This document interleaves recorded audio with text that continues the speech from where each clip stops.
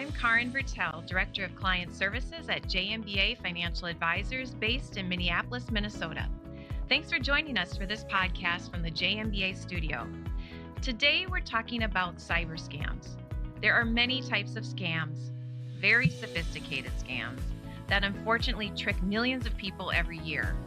If this has happened to you, you are not alone. Today we'll hear from someone who was targeted, Roger Lind, who also happens to be my dad. And we'll also hear from an expert on cybersecurity, Brent Morris. Brent is from Success Computer Consulting, an IT firm and trusted business partner of JNBA Financial Advisors. Brent, we'll start with you. How big is the scamming industry? Cärin, thanks for having me on the podcast. According to AARP, 3 in 10 U.S. adults over age 45 know somebody who has lost money to a scam or fraud. And even more frighteningly, the FBI shared last year in 2022 that individuals over the age of 60 lost over $3 billion to scammers. That was billions. That is a lot of money. Yeah, it really truly has evolved into an illegitimate business. So think of this like sophisticated organizations, sophisticated people that have gotten together and have developed a business around tricking people and stealing money. And they've made it easy for people that don't necessarily have technical skills. So even 5-7 years ago, if you're familiar with what Craigslist is, there is a similar site for people who want to do bad things. So if you don't have technical skills and you just want to steal, you can find these sites and hire people to do the work for you. It's become easier and it's gotten bigger. Well, it is unfortunate, but the reason we're here today is to talk about what is happening and create awareness of these different kind of scams that are out there. And thank you to my dad, who unfortunately was the target of a scam, but was willing to share his story with us so that we can learn from what happened to you. Can you walk through that with us, Dad? Yes, I will. I was working on the computer one evening and I was busy, and all of a sudden my computer froze up and along came a picture on the screen, and it was a Microsoft picture. It looked very professional, and it says, you have a problem on your computer and we can work your way out of it. And I kept asking myself, is this a scam? I asked myself many times when I was doing this process, and I was in a hurry. And so I contacted them, and they were solving my problem, and they needed a check to put the program that they had on my computer, and so I wouldn't have this problem again. And I thought to myself, now I had several different checking accounts. I used one that I don't use that often. And I said to myself, I'll use that one because if this is a scam, there's not going to be any money for them to go after, and I can close it down. Well, we went through the process, and I kept asking myself a question: is this a scam? And so we got the problem solved that night. I think I wrote a check for about $500 and some, and they took a picture of it, and they were going to run the process through. And during the whole process, I was keeping notes of what was happening and what was on the screen in front of me. And so the next morning, I called my computer person, and he says, "You've been scammed. Bring your computer in, and we'll clean up your computer." And I came in. He said, "What account did you write the check out of?" And I said, "Yeah, this account." He said, "Go stop it." I said, "I'm going to close the whole account out because I didn't have automatic transactions coming out of that account."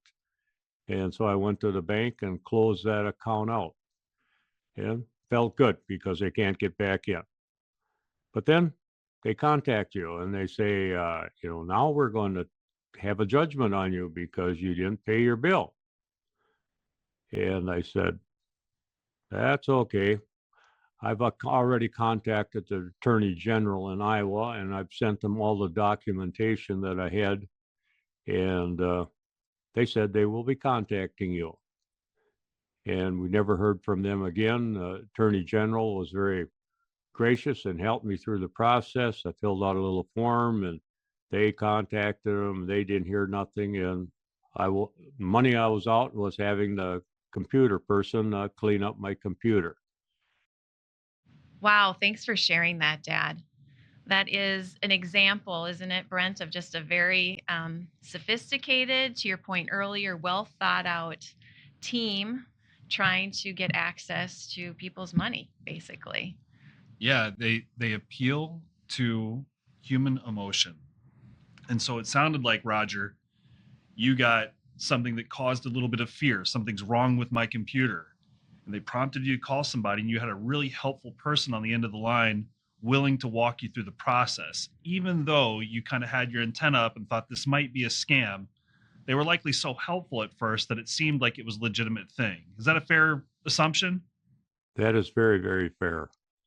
I was embarrassed about the whole situation. Had to go to the bank where I worked once and say I got scammed and I need to close an account out. And then a couple of days later, I went to the doctor's office visiting with the doctor and said, I got scammed. And how'd you do it? How did it happen? And I explained to him, and she said, the same thing happened to me. I was busy that night. I had kids. I had work to get done up, and I needed to get it going again. And I fell for it, she said. The one point that the computer person gave me was down in your left-hand corner of my screen. This was the first time I'd ever heard that. They had a phone number on there. It said, type in the phone number and Google it, Yeah. Came up scam. Yeah, so that's a good I learned something that night, that do something positive, to type that phone number down the bottom left-hand corner of my computer, and I got an answer. Yeah, Roger, it seems like you're a good man. You've had a great career and you're trying to enjoy life, and you get suckered into something. And you said something that I think is really important to address. It sounds like you felt embarrassed, and having to deal with this was somewhat humbling, I would assume. Yes, it was. I questioned when Cärin asked me if I wanted to be on this program to say something about it. You want to talk about something that you goofed up on bad? And then I thought about it and I said, well, my doctor got scammed by the same thing. There's other people it's happening to. And I saw people when I was at the bank, they're getting scammed from different processes. And if I learned something from this process of typing down in the corner, and be very, very cautious, and they'll contact you back again. And that's okay to say no and just walk away and reboot. I just want to applaud your courage in talking about this, because one of the biggest problems we have in cybersecurity is that because of the way it makes us feel, we're embarrassed. We don't want to talk about it. And so the fact that you're willing to talk about it and share your experience is going to save somebody else from going through the very same thing. So I just want to say thank you and just want to applaud your courage. Couldn't agree more. Couldn't agree more. And actually, when we were talking about this, about whether he would be willing to share his story with our listeners today, part of the process too was to get to this stage was, unfortunately, that statistic that you shared earlier, Brent, about 3 in 10 Americans know someone who's lost money to this. Well, I know 4. And I mean, I think, and I know I personally get those emails too in my personal inbox, and we all do. And my son's lost, he thought he was getting an NBA jersey that never showed up. I mean, the scammers don't discriminate. They take advantage of people at the vulnerable points, and it's worth the conversation. Well, yeah, and here's an important thing to acknowledge. The best of us get breached. I've got many stories of people that are in cybersecurity that know all this stuff that have been hacked. And I'll just to humble myself a little bit, I talk about cybersecurity a lot in our community to a lot of business people. And there was a conference that I was doing in the fall where I talked about this very thing. And I go back to my office and I kind of beat my chest arrogantly that I've never been tricked. And literally 2 weeks later, I'm in my bed on a Saturday morning preparing for a meeting that I had on Monday, and I got an email about something that I typically drag my feet on. and that's about approving an employee manual. And I thought, I'm going to get this done for the first time fast when I'm prompted to do it. And I clicked on the link. I click on the link, I put my username and password in, and it doesn't go through. I do it 2 more times. So literally the thing I tell people not to do, I did. Oh, yeah. And so, and I don't mean to pretend I'm the best of us, but what I mean to say is I know this stuff really well, and I got hit. Now, thankfully, we as a business have the right protections in place where it didn't cause an issue, but I got tricked, and other people do too.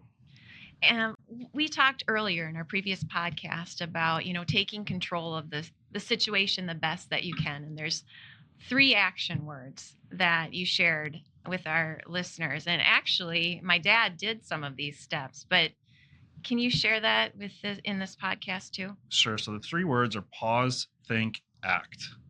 So if you think about the PTA acronym, maybe this is a more actionable one that doesn't create so much anxiety as their school days did when we used to go to PTA events. But pause, think, act. Just slow down. When you get something, take a minute to think, is this something that I should be receiving? How important is this? Slow down. And then the act part of it really is sometimes doing nothing. More often, it might be to reach out to somebody that you know and trust that understands the stuff, that might have an objective perspective and not as emotionally engaged as you might be. Those are the things that we want to encourage people to do. Like we mentioned, we're in a right now society and we just want to get things done. And Roger, you brought up a really good point. They catch at a time when you've got other things going on. And so they prey on your busyness or your stress. And that oftentimes prompts us to do things we wouldn't otherwise do. And we just want to encourage people just to slow down, think about what they're getting, and then act a little more slowly. Very good advice. Next time on our podcast from the JNBA studio, we'll hear more tips and tricks to protect yourself and your personal information from cyber scams. But thank you, Dad. Thank you, Brent, for sharing your experiences and insights today. And thank you to our listeners for taking time to learn more about this and protecting yourself from these scams. If you'd like more information, visit our website, jnba.com, and click on the Insights tab. The previous presentation by JNBA Financial Advisors, LLC, henceforth JNBA, was intended for general information purposes only. No portion of the podcast serves as the receipt of or as a substitute for personalized investment advice from JNBA or any other investment professional of your choosing. Different types of investment involve varying degrees of risk, and it should not be assumed that future performance of any specific investment or investment strategy or any non-investment related or planning services, discussion, or content will be profitable, be suitable for your portfolio or individual needs, or prove successful. Neither JNBA's investment advisor registration status nor any amount of prior experience or success should be construed that a certain level of results or satisfaction will be achieved if JNBA is engaged or continues to be engaged to provide investment advisory services. JNBA is neither a law firm nor accounting firm, and no portion of its services should be construed as legal or accounting advice. No portion of the podcast or video podcast content should be construed by a client or prospective client as a guarantee that he or she will experience a certain level of results if JNBA is engaged or continues to be engaged to provide investment advisory services. Please remember, if you are a JNBA client, please contact JNBA in writing if there are any changes in your personal and/or financial situation or investment objectives for the purpose of reviewing, evaluating, and/or revising our previous recommendations and/or services, or if you would like to impose, add, or to modify any reasonable restrictions to our investment advisory services. Unless and until you notify us in writing to the contrary, we shall continue to provide services as we currently do. All services provided by Success Computer Consulting are separate and independent of JNBA Financial Advisors, LLC. JNBA providing a professional referral could present a conflict of interest because the professional may, on occasion, make a referral to JNBA, which could result in an economic benefit despite the lack of any revenue sharing agreement in place.